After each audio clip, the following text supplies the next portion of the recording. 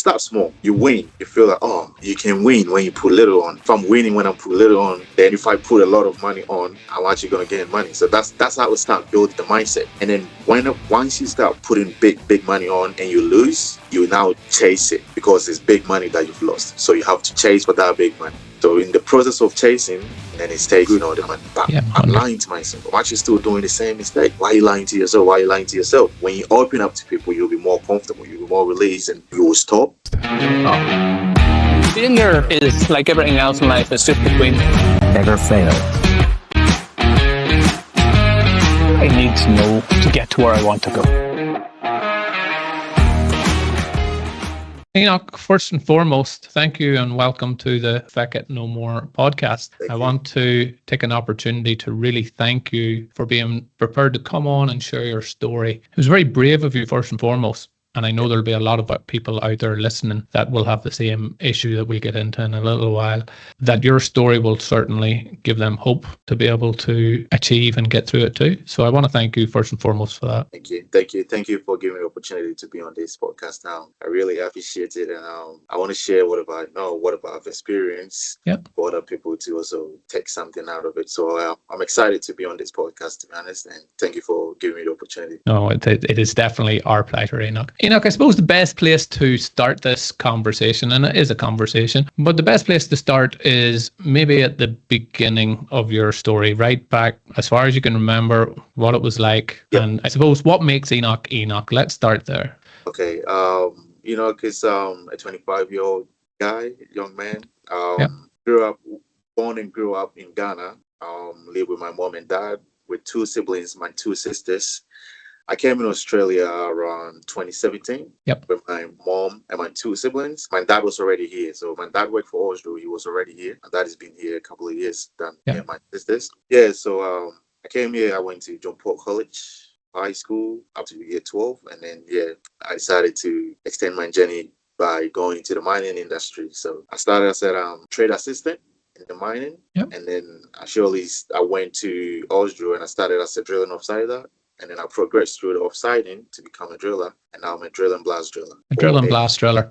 And where are you based, Enoch? Yeah, I'm based in Kalgoorlie with my family. You're based in Kalgoorlie with your family. Okay, perfect. What was it like for you, I suppose, growing up, and then where you originally grew up, and then the transition into Australia? Was that difficult for you? It was excitement when we heard we're going to come to Australia. Because back home, everybody that travels abroad, claims that a better place abroad, better than home. How things are abroad compared to home is a bit different. So everyone is excited to travel. So when my dad told us we're going to come, it was much like excitement. Like all of us were excited. So I was excited to come here. And then when I moved here too, everything is different. So I got to learn new culture, new environment. Compared to what I know already, is two different things. But I like both of them. I like Australia. I like Ghana. It's just have different environment. How things are done is just different, but both of them are pretty good. I love Australia. I want to just take you right back. Bring me back to young Enoch. You said you left at 7. Was that the age you said? 17. I left Ghana at 7. Okay, 17. So that's quite old. So what's them first 17 years look like? What's young Enoch doing on a day-to-day basis? How was Enoch at school?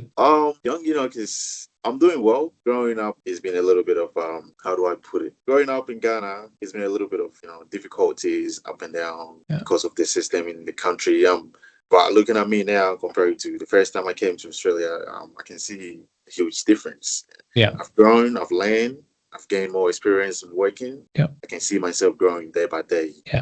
I work with people who are more older than me. I learn from them. And young Enoch has really growing to be a better person, a better version of himself. So Okay, that's good. I suppose for open and transparency, we should add now at this stage that myself and yourself have been working together for maybe about 6 weeks now. Is it 8 weeks? Oh, just before Christmas, just after Christmas, then again after a bit of a break. So I suppose we've been together for a little bit of a journey. So I know your story quite well at this stage, but it's more so for the listeners. Tell me a little bit about your Feck It No No More moment, that moment where you realized you couldn't keep doing what you were doing, that was potentially having a negative impact. What was your Feck It No More moment first and foremost? And then we'll maybe go back and talk about the lead up to that. So what would you say it was in your own words? The moment that I realized the negative impact I'm having was when I just couldn't hold it in me anymore. I just feel like I'm going through something that is not helping me, and I've kept it within me for a very long time. And the moment I just realized I'll have to let people know. It came one day. It's one day thing. I didn't think of it. Yeah. I didn't think of, in a week time, I'm going to say this to this. I'm going to tell my problem to my mom and dad or whoever. Yeah. So there's one day I got hurt by the negative impact that I'm having. It hit me, and it just came to me that there's the point that I have to open up to people to let them know what I'm going through, the negative impact I'm having in my life. So at that moment, I went straight to wine. Yep. With my boss at work. So I went to him directly and I told him what I'm going through, what my story is, and then all what he did was to introduce you to me. Okay. But we'll go back a little bit. We'll just step back, because obviously I know what your challenge was and what the problem was. But for the people that might be tuning in and might be listening, what was that problem that you were facing at that stage? What was the kind of breaking point for you? Okay, I was having an addiction with gambling. Okay. I was real addicted to it. It started slowly. I didn't realize how bad it was getting, and I thought I could fix that by myself. So it started small, and I decided, this is okay. This is okay. This is not gonna hurt. This is not gonna hurt. And I kept doing it. And when it started getting bad, the next step was that, okay, I'm gonna stop. I tried stopping it in my own way. Yeah. Just kept getting worse and worse and worse and worse, to the last moment that I lost a huge sum of money one time.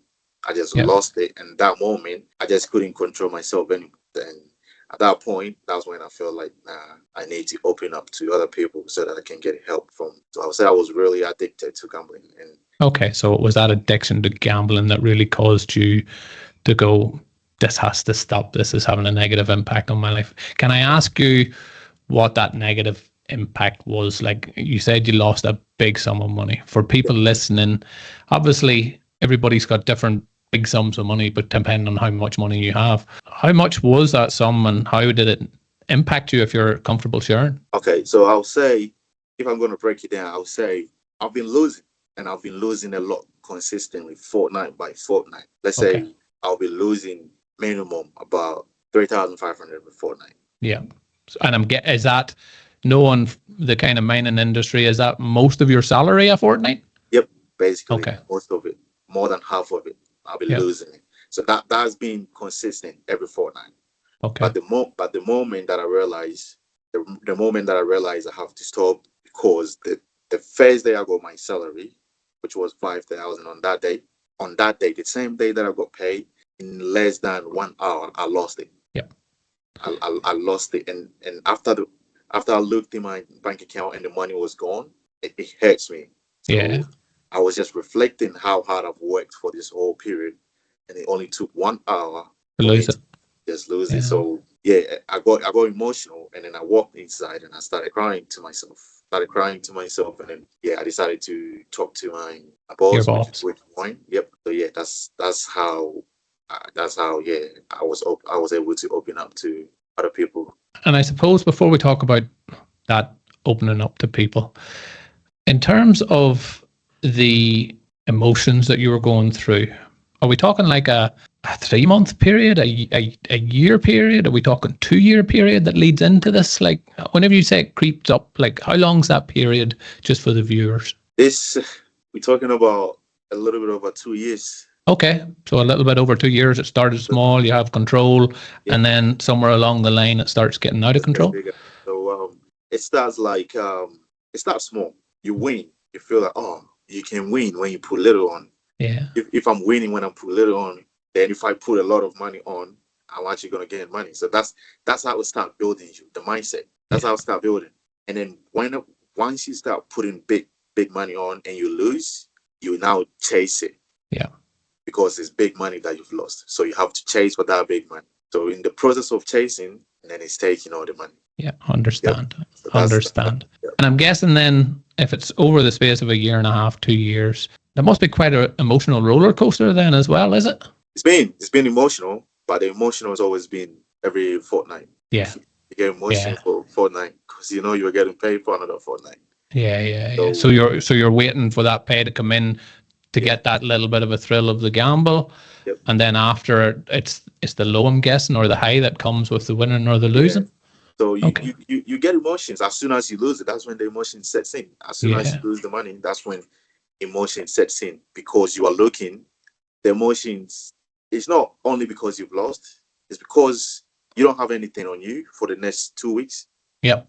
And you're thinking, oh, there's this and that, your bills, your phone bills, the gym membership that you should have paid before losing that. All of them hasn't been done yet. All the money is going to one place, which is gambling. And then you think about all those things, it just makes you feel real bad. It makes you go through, like, you go through a lot for that period. But when it's getting closer to another payday in the next 2 or 3 days, the mindset start to think of what you're going to bet on again. And I suppose for people that maybe haven't had any sort of addiction in their life or haven't had a gambling problem, that thinking about the next bet, thinking about I get paid in a few days, what does that look like? Is that optimism where you're hoping and thinking I can start winning money back? Is it just the kind of thrill of taking the chance? Explain, I suppose, a little bit what that emotion looked like going into the bets.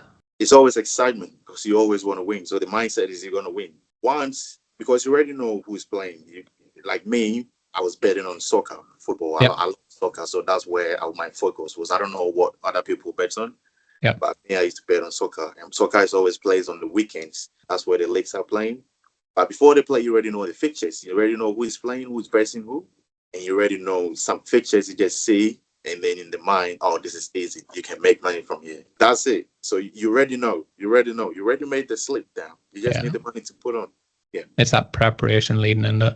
Look, I just want to take you back then to the day where you said, enough's enough. Because obviously there was something different to that day than all the other days. Now, you had said you'd lost the money in the space of an hour, but what was the emotions that particular day whenever you were like, enough's enough, I can't do it? Because I'm guessing that's like, I've heard people, and I've been around Alcoholics Anonymous for a while, so I've heard of people talking about rock bottom, and I'm guessing that's similar to a rock bottom for you.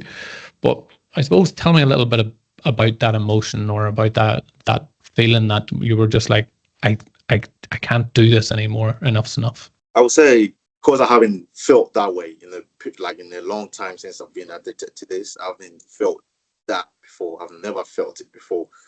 And because I was saying in the mind, I've always wanted to stop. Yep. And it hasn't.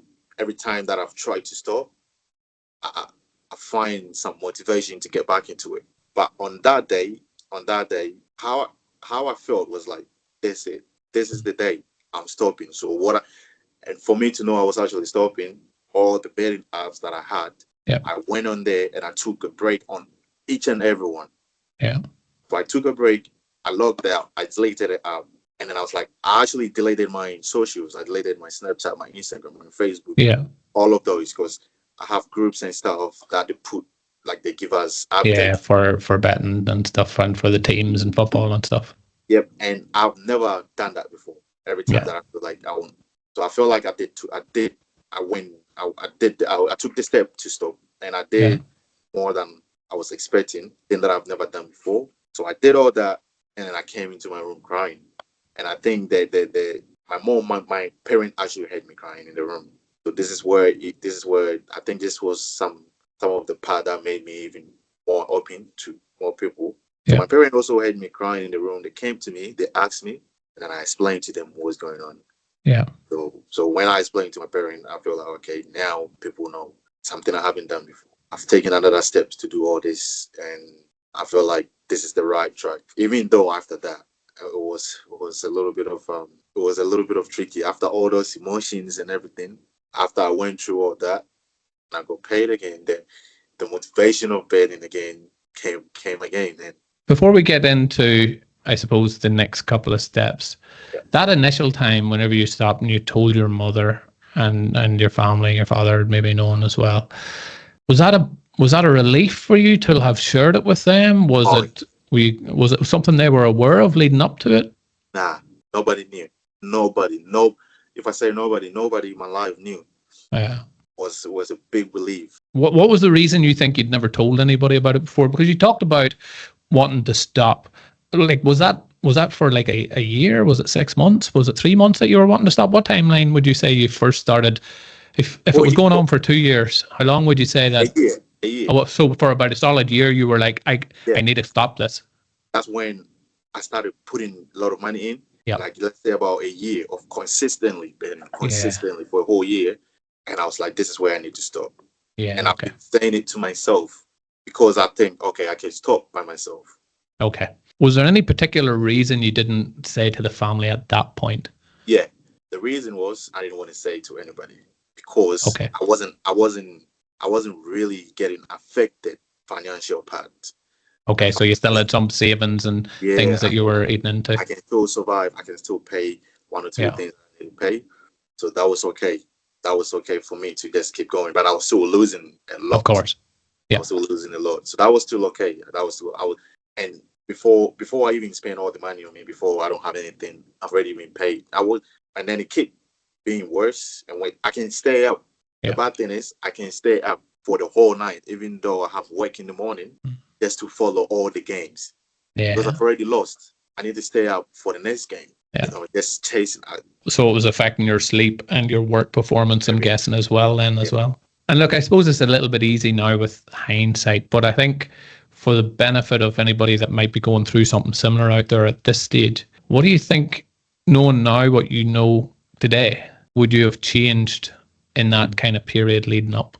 Is there anything you would have changed? Would you have done it the same, or? I think I would have opened up earlier. Okay. Yeah. I think that's the biggest part. And that's not uncommon for me as a coach to hear, Enoch, is that period of a year till whenever you did open up, a lot of people kind of wish they had done it sooner, in the first few months. So I think for any listener that's out there that might be really struggling with any aspect of life, the more you can kind of open up and talk about it and face the challenge earlier, the less of an impact it can kind of have. Is that true? Is that correct? Would you agree? Correct.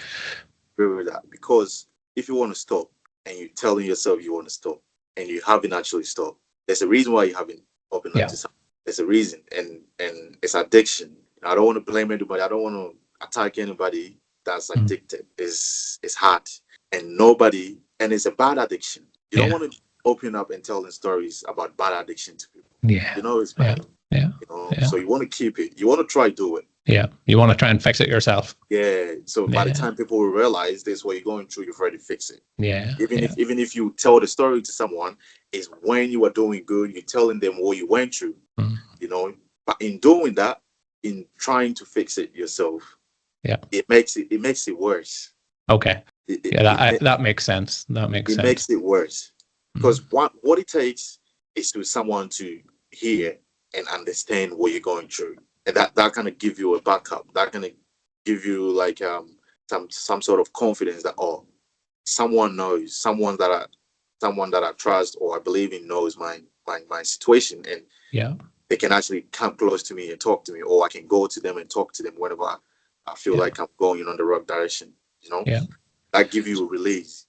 Yeah, that gives you that support network. Would you say that's where Wayne come in? And I suppose, tell me a little bit more about the day that you open up. So you've told your mother, you've told your father. How did the rest of the day kind of pan out, or what evolved after that for anybody that might be listening? So I think I told my boss first. Okay. So you had told your boss beforehand. So I told my boss first. So when I felt that, because my boss is someone that's real open. Yep. The reason why I went to him, because he made me feel like he's the one that I can talk to anytime I want. And since I've been to that company, he's been open up. He's been someone like, he's always there to listen, to help. Well, that's good. He's the first person that came in mind. As soon as I felt that way, I called him. So he actually invited me to his house to have a conversation. And then he actually told me a story of him having the same problem as well in the past. Okay. So he could identify with a similar thing that he'd gone through. Yeah. Okay. So at that moment, I felt like I'm at the right place. As soon as he told me he's been a victim and he's lost over $1 million, I was like, wow, I'm talking to the right person. I was like, yeah, I'm actually talking to the right person, and it's not other person like my boss, someone who has a company and I'm working in it, And so as soon as I spoke to him, he said he's gonna help me out. He's gonna get me someone. To take me through that process. And in fairness, I'm guessing it was within a few minutes then I get a phone call and go, hey, look, I've got somebody working with me. Can you have a chat with them and see if we can help them out? The next step then we maybe jump into, and I suppose I have my ideas of what happened whenever we started to work together, but let's maybe just talk about it from your perspective. What was it like showing up to somebody and going, hey, look, somebody else, because you've already told your boss, you've already told your mother and father, and you're like, oh, now I have to tell this story to somebody else again. Tell me the emotions or what you were thinking at that point whenever you were going through that. To be honest, I was excited all along. Okay. I wasn't feeling any regret of sharing my story to someone.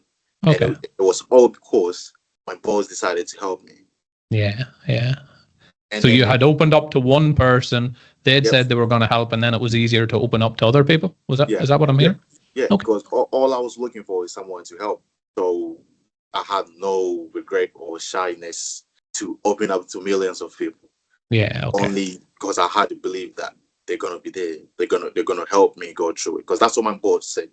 My boss said he's gonna get someone that he can help me through this.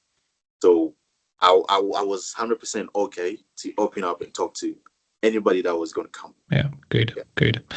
Can you remember what we talked about in them first couple of sessions?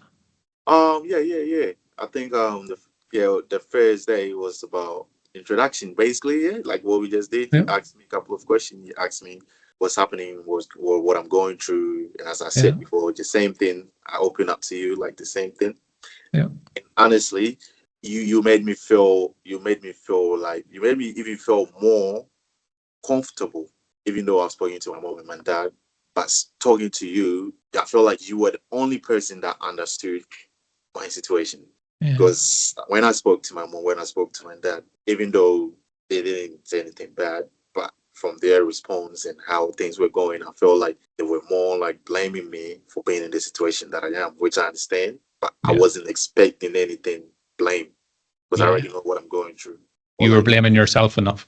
Yeah, I've blamed myself enough. Yeah. So I want someone to kind of back me and make me feel like, that little bit of encouragement that it's okay.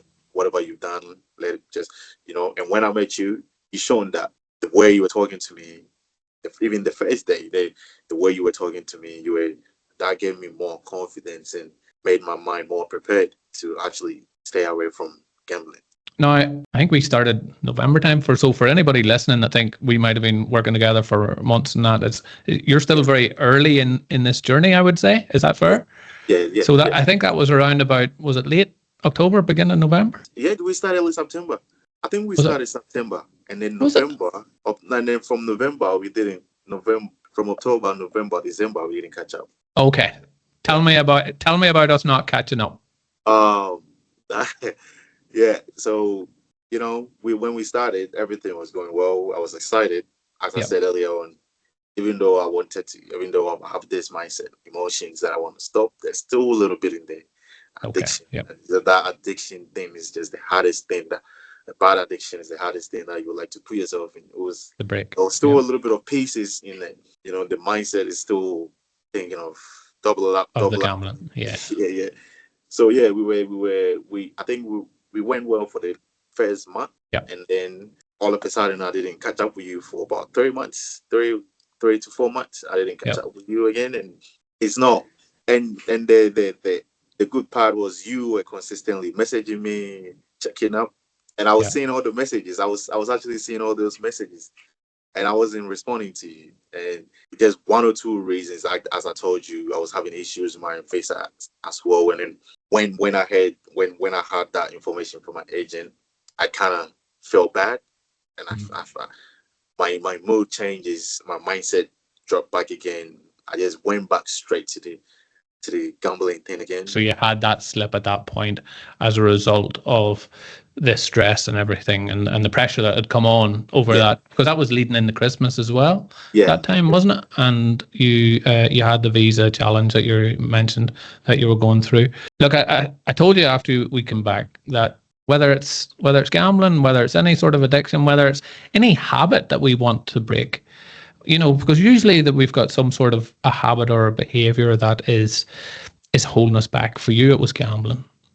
For other people, it might be eating. For other people, it might be, I don't know, having affairs. But there will be a habit that is negatively impacting people.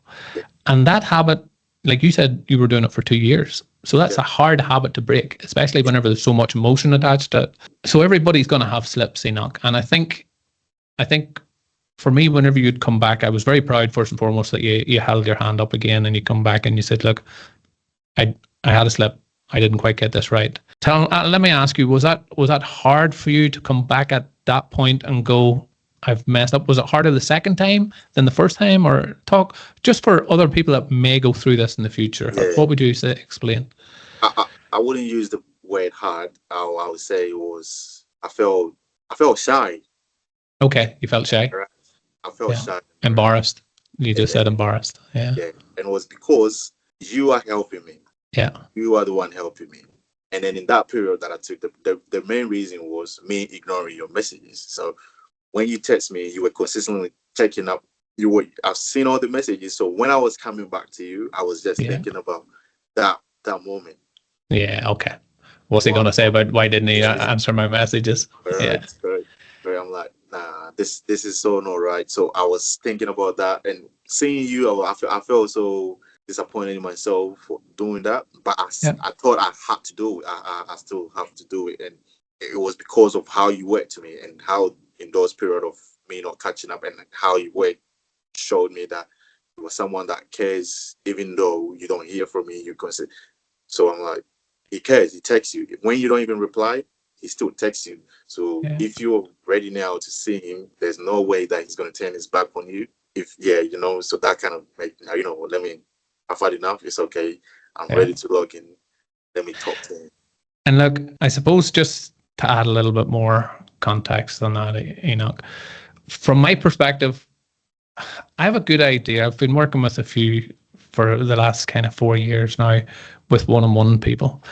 And I usually get a good understanding of whenever they don't reply back, because I've been in them times in my life too. Whenever everything's going well and it's easy and life's good, it's easy to do them things. But whenever there's a challenge, or we think we've slipped, or we think we've messed up, everything kind of is avoidance. So that avoidance is something that is human and natural for everybody. While I was there at the other side, I certainly wasn't trying to harass you, because I think it's probably worth mentioning our work together.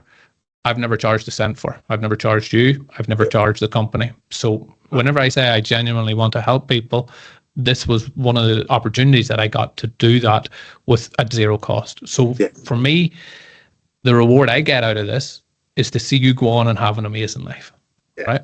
Yeah. I was invested to see, hey, how is Enoch going in the background? I know that he's obviously going through something challenging, or he would have replied, because he has always replied.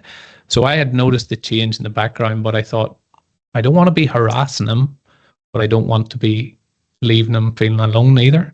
Yeah. So that was where the little consistency had come in. But you're back. You came back. And I suppose I'm interested to know, whenever you come back, while you had that slip for them couple of months and you were gambling, now obviously you were going through the other issue in the background. So you were already on a stressful state and heightened emotions. But how was the gambling at that part? Was it different at that time versus the first time round, or was it very similar? Did you just slip back into the old habits? It was the same habit. Was the same habit. Wasn't new from the past where I went through before. When I slept, I went back into it. The same amount of money that I was spending was the same. Spending before was the same money that I was spending when I got back again. And that's it's just. The feeling itself was just something else, Was there extra feelings of, I can't believe I'm doing this again? Or like the first time round, whenever you didn't know and you're kind of going through it, it's maybe a thing. But then whenever you know that I had put the work in and then I'd stop, was there any difference in that state, I suppose? There was difference. And it was because what I was thinking to myself, I was like, what am I doing? I was just saying to myself, what am I doing? Like, I'm lying to myself. I've told people this, and people know, and people actually think I'm actually doing good. But I'm lying to myself. I'm actually still doing the same mistakes. Yeah. That was the thing that was coming through my mind. Why are you lying to yourself? Why are you lying to yourself? Especially when you said when you open up to people, you'll be more comfortable, you'll be more released, and you will stop, and you are still doing the same thing. Like, if you are going to tell people again, how are those people going to take it? How are they going to respond to you? That was the type of feeling that. So that was the extra pressure on it as well at that stage. Yeah. Look, as I told you at the time, and I'm going to say it again for everybody listening, the slips will happen, but I'm really proud that you identified, hey, look, I've slipped, I've messed up, but I don't have to stay here. I don't have to continue to make the same mistake over and over again. So yes, you just didn't decide to quit gambling, and your life was a bunch of roses after that. You went through, you had a challenge, you worked through that, you reached out, and you got back on track again. You started to do the work. Now, from my perspective, I suppose I can talk about what we were looking at whenever you came back was very much what's the habits and the behaviors that were impacting you, that were triggering your gambling. And I remember you telling me at a time that it's like in the lead up till I just lose control. I don't know what I'm doing. All of a sudden, it's just gone. It's like somebody else is in charge. Do you maybe want to tell the listeners a little bit about that in your own words so they can hear it from yourself? Yeah. So I'll say, in those moments, you just, as you said before, you just lose control of yourself. Yeah. And it's because you're not ready. Yeah. The reason why you lose control is because you're not ready. What you're doing is just saying it's just worse, but you are not ready to actually make the progress and move forward from it. Yeah. And I didn't know what else. At that point, I didn't know what else I should do because I was lost again. I was like, what's this? I was actually going to give up and then be like, whenever I stop, I stop. Because at this point, I can't. I'm not. Even when I said I am, I'm still not stopping, and I'm still doing the same thing over and over. At some point, and all this is because people know. People know. Yeah. People already know. So, what was the next step? The next step is just let it be. Whenever you stop, you stop. You just keep being addicted. Keep doing your thing. Yeah, that's what I'll say. I'm glad you decided not to just let it continue and to take that stand. We talked about the habits and the behaviors. We looked at, whenever you came back, what triggers were setting you off. And I think that was quite beneficial. Whenever we looked at what's the point where we start losing control, what's that moment, that feeling, that emotion like whenever we started to lose it. And then we did some NLP techniques that helped replace that pattern with some other things. I suppose now we're a few weeks further even on down the line. What are we, maybe 5-6 weeks back? I think we've had 4 or 5. We've caught up pretty much every week to keep that momentum going. Tell me currently, I suppose, what it's like on a day-to-day basis. Do you feel like it's still a struggle? Are you still trying to work on creating them new habits? Put it in your own words, I suppose, what you're doing. I'll say I've made huge progress. Okay. I've made huge progress for the past 4 weeks. I would agree. Yeah, let me leave it 4 weeks. For the past 4 weeks, if I say huge progress, comparing it to the past 2 years, this is the most progress I've made, and I've taken some huge steps towards this thing. I think it's worth the listeners to hear, if you don't mind sharing, of course, what them steps are, because there might be other people that are out there at the moment and they're going to try and do it alone. So for them to know what them steps are might be really beneficial, Enoch. Yeah. So I'll say those steps has been, first of all, me being consistent and changing my mindset on what I want to do. Yep. Because I already know what I want to do. And it wasn't just me saying what I want to do, is me actually trying to put in the work to progress from what I want to do and how I want my life to be.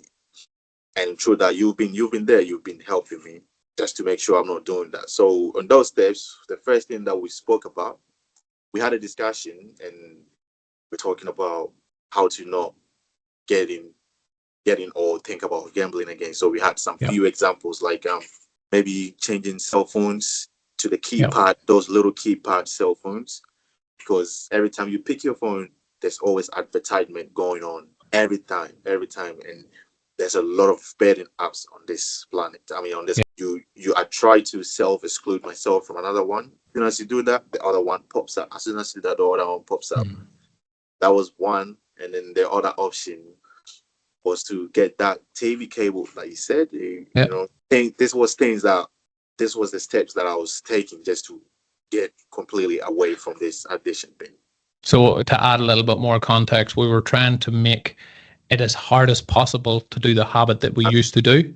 And we were trying to put ways to prevent making it easy, because what we do know, and science is showing, is if we can make it as hard as possible to do the old habit, it gives us a greater chance of breaking it. And likewise, if we want to create a new habit and new behaviors, if we can make it as easy as possible. So that's where that had come from. Now, you took it a step further and you had went to BetStop. Do you want to explain a little bit about what BetStop for somebody that might be listening in and gambling?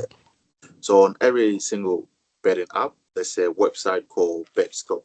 The BetStop is actually there, but I don't know, for some reasons, the BetStop, when you want to stop betting, when you're addicted to betting and then you want to stop betting, and then you go to the there's a place called gambling responsibly. So when you go there, it gives you options of taking a break, self-exclude, and those things. I've never realized or seen anything called BetStop.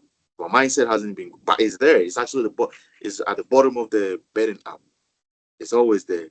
So one time, one of the betting apps that I was using, one of the customer service people called me, and they were just talking about the transactions that I've been made in previously. They asked me a few questions about if that's affecting me, because they've seen me making some transactions consistently. And then on that process, the guy said to me, if I'm having any issue, there's a link called BetStop if you want to actually exclude yourself from all betting platform in Australia. That will permanently take you out. So that's what drew my attention to that BetStop thing. And I actually went into the BetStop thing, and then he asked for my information, and I put my information in those link. And after that, I just started receiving emails from all the betting platform that I've registered under, sending me an email that, you've registered under BetStop, account is permanently locked. I started getting emails after emails. And that's when I knew, okay. So I actually tried logging on to see if I'm actually logged out permanently. And every time you log on and them, they tell you you've registered under BetStop. If you want to do anything, you have to contact them. I'm like, I'm on the right track. Look, that's what I like to call really taking action, Enoch, because I think we spoke before, and people have heard me say this before. It's okay to think we want to do something or stop doing something in this case, but we have to take the action that goes behind it. So you were creating new habits. You were making it difficult to continue with the old habits, the like of the BetStop, which pretty much eliminated you from them sites. You put the energy and you put the action into place, and that's a huge credit to you. I suppose explain, after that BetStop, was there anything else that kind of popped up that you'd done? Was there any other action that you took place to help? Yeah. I think when I was doing that, there was an option saying I don't know what it's actually called. I should nominate someone that can actually help me through my process of me stopping betting. And that's when I put your information there. You did. That's certainly not what I was getting at. Yes, for everybody listening, Enoch has put me down as a support person, and they contact me to say, hey, look, is Enoch in a good place to go back to betting if that ever arises, which I'm sure it won't. We'll never have no need for it.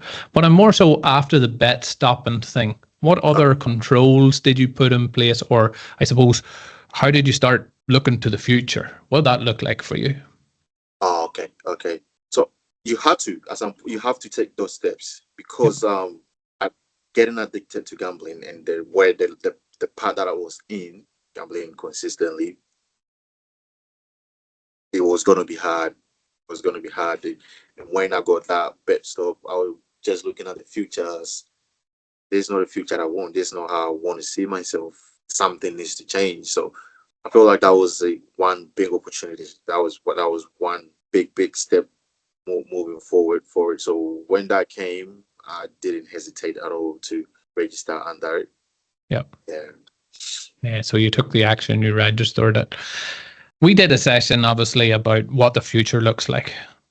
Because what we know is we can learn a lot from our future self. If we imagine that we've got our future person out 5, 10, 15, 80 years down the line, whatever the case is, we can tap into that knowledge in the future to help change the current situations. And we did that exercise, and I think you seem to get quite a bit from that exercise. But after it, you took some action again, which set you up for success in the future around your finances and things like that. Do you want to share a bit on that? Do you want to talk a bit on that? Yeah, sure. Also, just had a little bit of debt on me, personal loans and all those kind of things. One is about 14,005 for around that range, and one's about 2002, 2005 around that range. So about 17,000 of debt, roughly. Debt. And the biggest step I took was when I spoke to you. The little advice you gave me was to make sure I clear those debts as soon as possible. So I thought it was a great idea for me. So what I did was I spoke to my work people, and then I gave them 2 bank deals I actually spoke to my sister. I explained to my sister what I'm going through. Yep. I told her if she would be in help, if majority of my pay comes into her account, so that she can be the one paying off the debt, because I didn't have the idea of paying out the debt out. So what happened was I spoke to my company, the lady at the reception, and I spoke to her about how I want my pay structure to be. And all this was because I want to pay out the debt quickly. So about 95% of my pay will go to my sister's account, and it wouldn't be on me, because sometimes it will be hard when it comes to me when I have to make the payment myself. I won't be too much straight on it when it comes to making the payment. So the idea was I should find someone that I trust, so that we can make a deal, and when the pay come in, she'll be the one making a repayment for me. And I started last week, and I'm actually happy and excited that I took that step. Okay. That will help me clear all my debt, because I'm thinking of 7 more years to pay this debt. I remember you telling me it would take 7 years, and I'm like, wait a minute. We were spending nearly $3,500 a week on betting, or on a fortnight in betting, and it's going to take them maths on that. We put a plan in place where we clear the debt. The reason for the clearing the debt was to set you up for a clear future and to get you financially stable again, Enoch. How was your sister whenever you approached her with that? Because again, other people will be sitting there listening, going, "I don't really know if I want to approach other people." How was that process for you? Did it go as easy as you thought? Was it harder than you thought? With me, I have a great relationship with my sister, but she didn't know this part of my story, because she's someone that believes to me. She believes I'm the oldest. Yeah, she looks up to you. She looks up to me differently, especially when it comes to finances. She believes I'm very strict on my finances.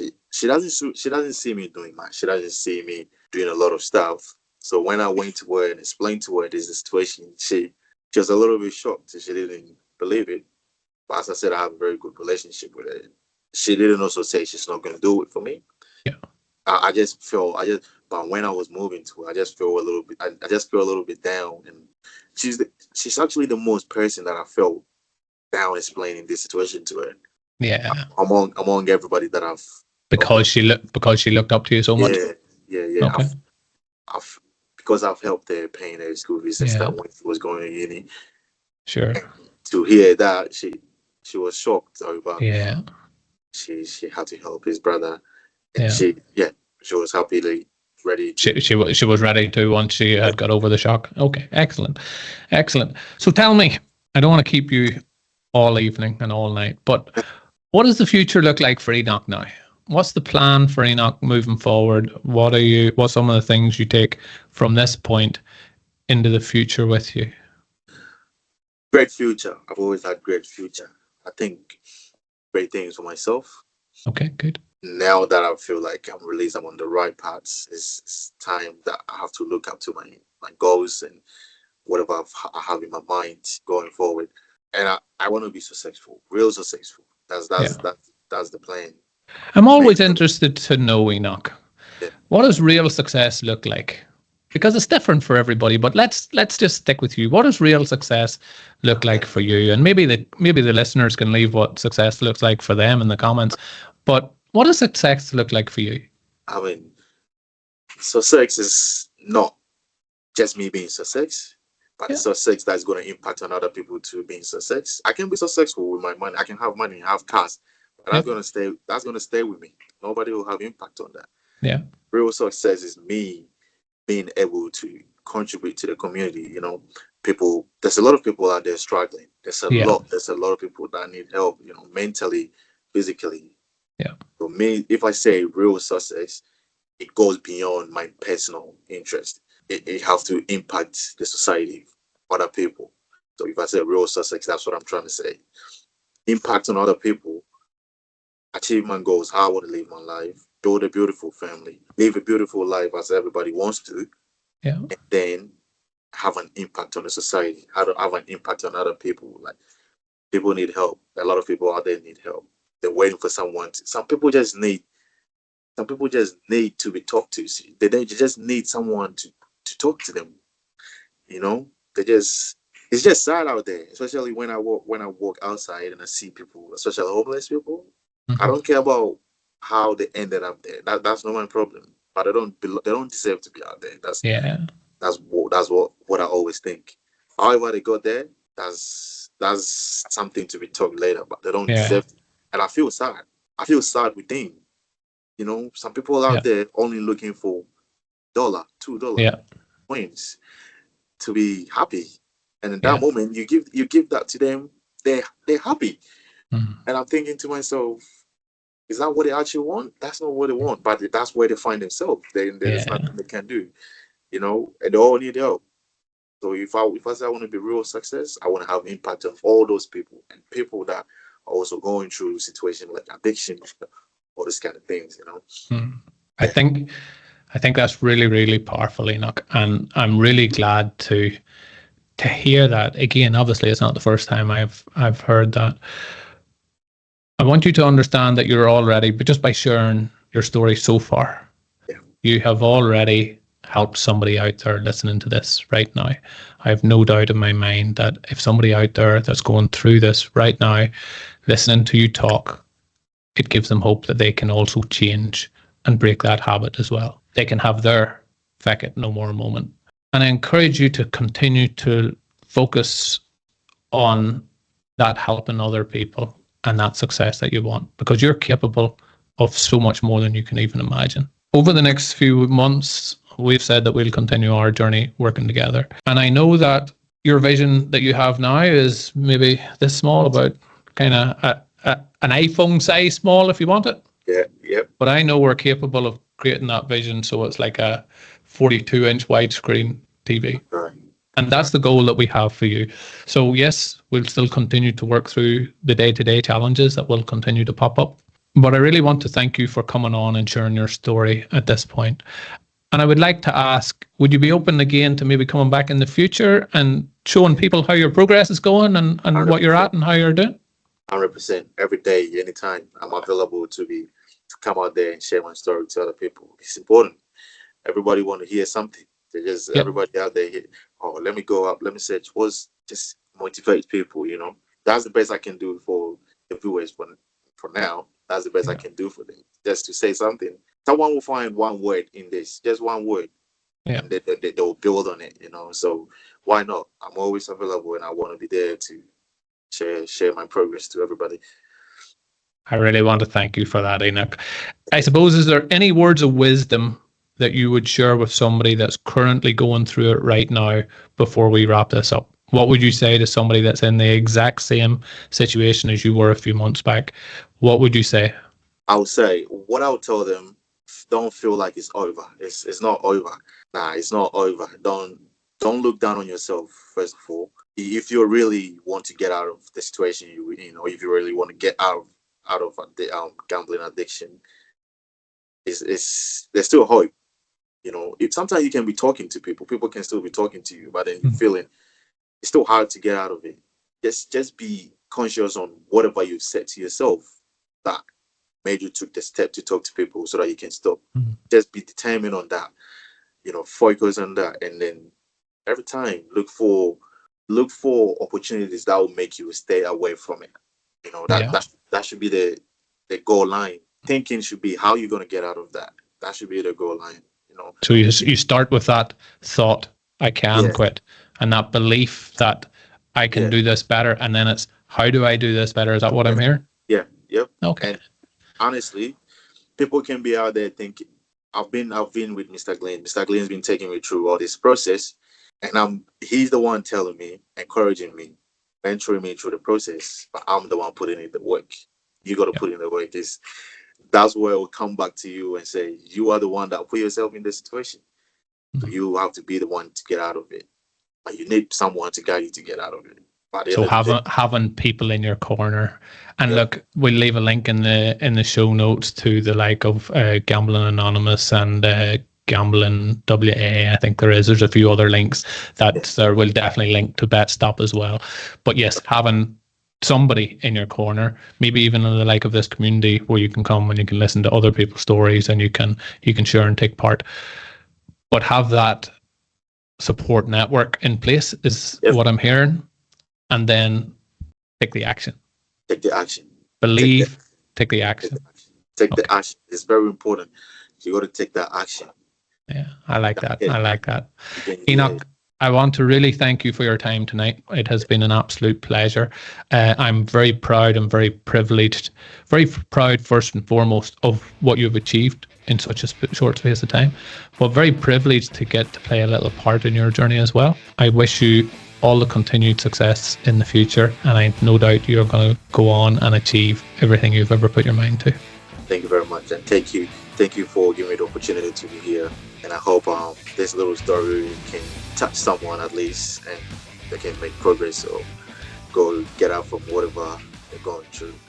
Thank you very much. Enoch, we'll leave it there. Thank you. So I'd just like to say a huge thank you for Enoch for coming on to the show. That is what real courage, real strength looks like. Enoch didn't have to show up and share his really hard story to tell, but he did it because he wanted other people to grow and improve and develop from his learnings. He wanted other people to find their Feck It no more moment. Whether that's gambling, whether that's anything else that you may be going through in your life that you are really struggling to break that habit that's holding you back, or whether it's the moment where you just decide enough is enough. I can't keep doing this. That is what this podcast is about. It's about people coming on, sharing their stories, asking for help. Now, Enoch reached out to somebody. That person put them in touch with myself, and it started the ball rolling. The most important part is reaching out and talking to somebody. If you do feel that you know somebody that might be able to get something from this episode or any of our other episodes, please consider sharing it with them. It does really show them that you care enough, that you took the time to say, hey, look, this may help. Because what we know is it can only take one little thing to show somebody that we really care, to get them started on their journey, to get to a better place, and to say, feck it, no more. So I don't care who it is. If you're out there, you're listening to this and you have your feck it no more moment, reach out and talk to somebody. Yes, we are here. We are available to take your call. We are available to reach out and chat to you and see if we can help you through this situation. And yes, there is lots of other services out there that will be able to help you through this. But the first point is you have to start.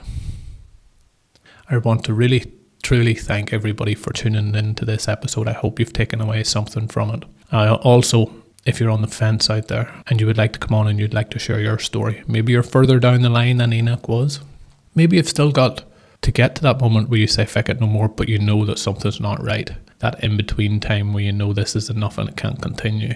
But whatever stage you are in your journey, we would love you to be able to share it with this community so other people can get the benefits from it, so other people can grow from it, and so that other people can move their lives to a much better place. And now for the legal part. I'm not a registered mental health professional.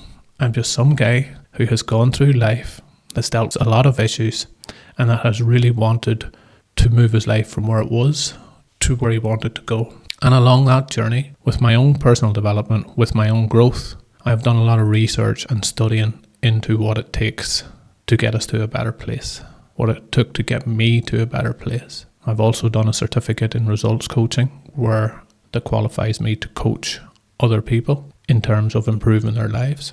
But I want to stress, regardless of whether you go to a mental health professional or whether you go and talk to a friend down the road or whether you reach out to the Feck It No More team, the onus is definitely on you to help improve your life. And I want to thank you for showing up today, for listening, for getting involved. That shows that you care about your growth and your development and getting you to a better place. And I really appreciate the time that you have taken to reach out. So until the next time, I'll be waiting. I'll be available to help, support, as I know majority of our community will be too. And I thank you from the bottom of my heart for you showing up.